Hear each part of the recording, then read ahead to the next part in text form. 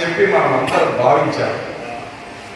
నిన్నగాక మొన్న తెలుగుదేశం పార్టీ రాష్ట్ర వ్యాప్తంగా వదిలినటువంటి ఈ అభ్యర్థుల్లో నా పేరు ఉంటుంది, తిక్కారెడ్డిని ఇట్లా గెలిపించాలని మీరు అందరూ ఆశించారు. కానీ మన పేరు కాకుండా బాలనాగిరెడ్డి కోర్టు పేరు లోపల మనం అందరూ కూడా ఒక రకంగా చెప్పాలంటే తీవ్ర నిరాశకి లోనైపోయాయి.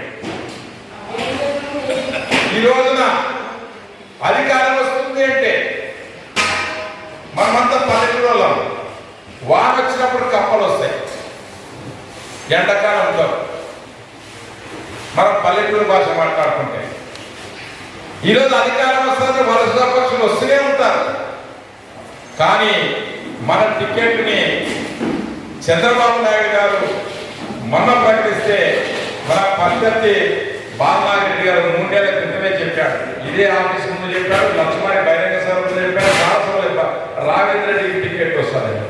అయ్యా మేము ఓటు ఎట్లా అడగాల, ఓటు చేయమని ఎట్లా చెప్పాలా, ఎవరు చేయమని చెప్పాలా? బాలనాగిరెడ్డికి ఏమని చెప్పడం ఒకటే, ఆయన కోర్టుకి ఏమని చెప్పడం ఒకటే. మా దగ్గర వాల్మీకులు లేదా? 4 మండలాల్లో మన దగ్గర వాల్మీకులు లేదా తెలుగుదేశం పార్టీలో? మరి మమ్మల్ని కాదని, నన్ను కాదని మన వాళ్ళందరినీ కూడా ఈరోజు వైసీపీ నుంచి వచ్చినటువంటి కోర్టుకి ఇస్తే ఇట్లా ఎన్ని సీట్లు మన తెలుగుదేశం పార్టీలో రాష్ట్ర వ్యాప్తంగా మోసపోయినాయి, అమ్ముడు పోయినాయి అనేది మా అందరూ కూడా ఆశ్చర్యానికి గురి చేస్తారు.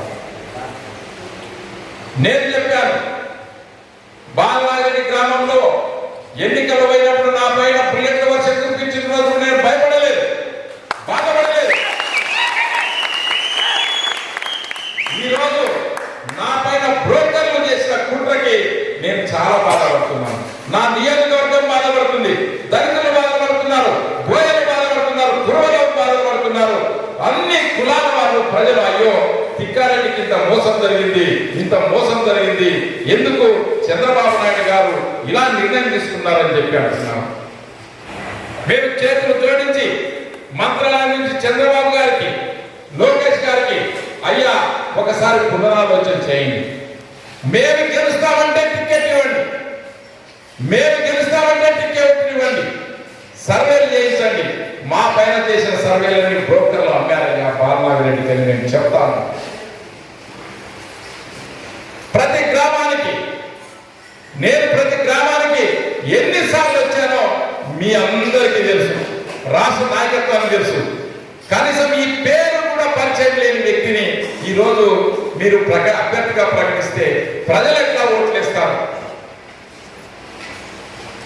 మేము ఒక్కసారి ఆలోచన చేయమంటున్నాం. ఈరోజు దళితులంతా కూడా ఈరోజు కూర్చొని మా నియోజకవర్గంలో మాకు తిక్కారెడ్డి గారే కావాలి, కోవట్టు తిక్కారెడ్డి గుట్టని ఈరోజు తీర్మానాలు చేసి మేము పంపిస్తా ఉన్నాం మీ అందరికీ.